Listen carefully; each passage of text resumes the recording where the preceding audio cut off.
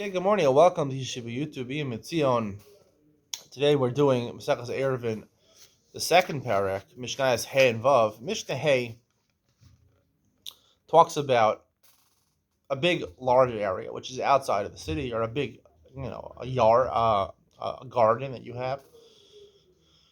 We're not talking about a garden in your front yard. We're talking about a garden, let's say, where you grow grapes or something like that. Outside of the city limits. So these are places that if you put walls around them, technically they should Rosh Hashanah. Four walls make Rosh Hashanah. However, because they're not easily accessible and they're not, made for living, so therefore you have until Beis Hasayim. You have the amount of, which is basically 70 and 2/3 amos squared, uh, which I guess is not that big. But if you have that amount or less, and you have four walls, it's a complete Rosh Hashanah. You can even carry inside of a Dalet Amos. If not, if it's bigger than that, so then when Shaloh Hukaf Ladira, it's not meant for living. There's no guard house over there. There's no hotel adjacent to it. There's no people living there or next to it. So then, if it's bigger than an area, then you can't carry it. Now, what about if it's Hukaf Ladira?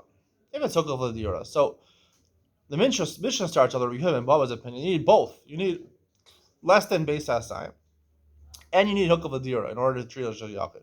We don't pass like that. We say either one. Either it's Hukaf Ladira, right? There's for people living there, so it could be even a huge area, right? Even though it's outside the city, or even if no one's living there, it's local Ladira. You have until Beis Hasayim, as long as you have four walls, so you can carry a Shusiyachid. Now, in the middle of this Mishnah, Rabbi Yehuda Omer, we have a sheet of Rabbi Yehuda, the Tana Rabbi Yehuda, Bar Ilai usually is. I feel ein ba'ela bor of shiach ma'ara b'taltam b'sova. He's machmer, but he's not as machmer as Shuvah and Bava. Bava says you need both. You need to be under Beis Hasayim, 70 and 2/3 amos squared, right, with four walls. Plus, you have to have dira, smucha le'ir, shamira. It's close to the city limits. It's basically easily accessible. There's people living there. You need both people living there and under Beis Hasayim. Rabbi says no. You don't need someone to actually be living there as long as you have a pit, right, or you have a shiach, which is like a square type of pit, or ma'ara, or you have a cave. As long as you have a cave there, and you have up until Beis Hasayim, it's okay, right? We hold the Rabbanan. You don't even need a cave. You need nothing. If it's Shalok V'Ladira, doesn't matter. Even though no one's living there until Beis Hasayim, you could treat it like Shiziyachid if you have four walls. What does Rabbi Yehuda hold over here? Hamara, a cave.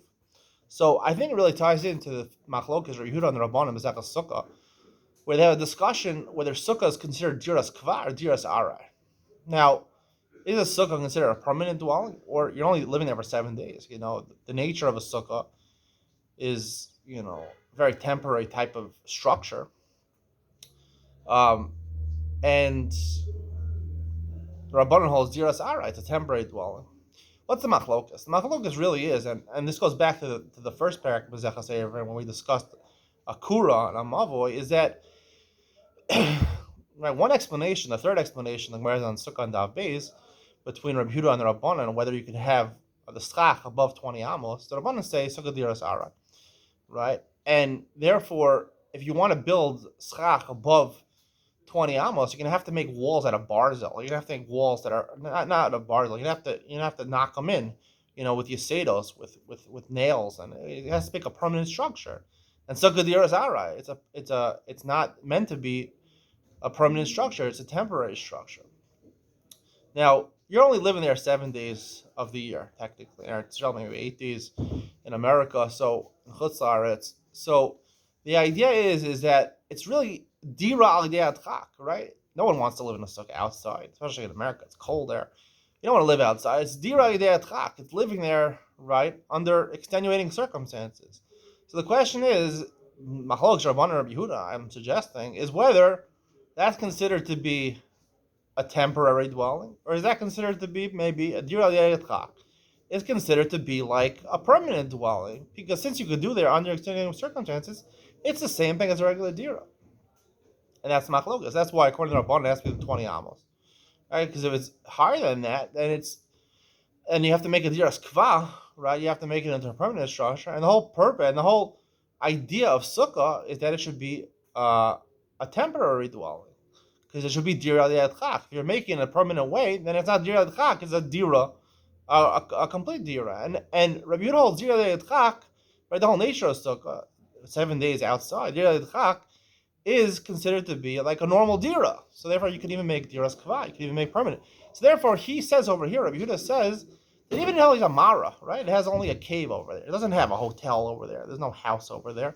It has a cave. Now, a cave is diras arai, right? You're not going to live in a cave for a long time. You're living there for a short amount of time. So he equates living in a cave, right, with a dira. That's, they said, like Rabbi Yehuda and Bava says, you need an actual house there. And he says, I'm in a cave, because again, according to Rabbi Yehuda, dira sa'ara, dira de atchak, you can live there in the extenuating circumstances. Living in a cave is extenuating circumstances. That's considered like a regular dira. That's like dira's kafah. Dira de atchak, that's Machal Shavana and Rabbi Yehuda. Is dira de atchak, right? Living under extenuating circumstances, is that considered a normal, a permanent type of residence, or is it considered a temporary type of residence? According to Rabbi Yehuda, a mara, a cave, is considered, even though it's dira de atchak, is considered a permanent type of residence.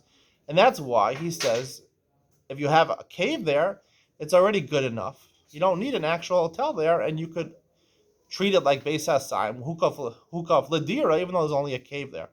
And that's what tied back into the beginning of our Masechta, where Mavoy, right, the Kura is the Malam Me'esrim Amos or not. According to the Rabbanon, it has to be within 20 Amos. Again, because the whole point is that you need to make it like a mechitza. You want to make it like a wall. Stop putting the mavoy, which is the yachid, going into the sharabim. So you want it to be a wall. So it has to be, arai. It has to be recognizable, right? It's a heker. It's recognizable that, right, this is a temporary type of structure. But if it's built up 40, 50 amos high, so then it looks like kavah, according to Rabbi Yehuda, according to Rabbanan, kavah is a problem. It's not a heker.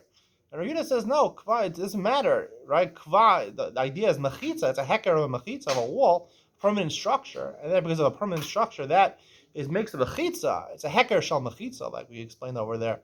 And therefore, even though, right, above 20 amos is considered like a permanent type of structure, that's okay, because that's the whole point over here, to make a permanent structure, to make a wall, a heker of a wall, to feel like you're in a yachid, so you won't come to Jerusalem. It all ties together. I hope you enjoyed today's share. See you on the next one.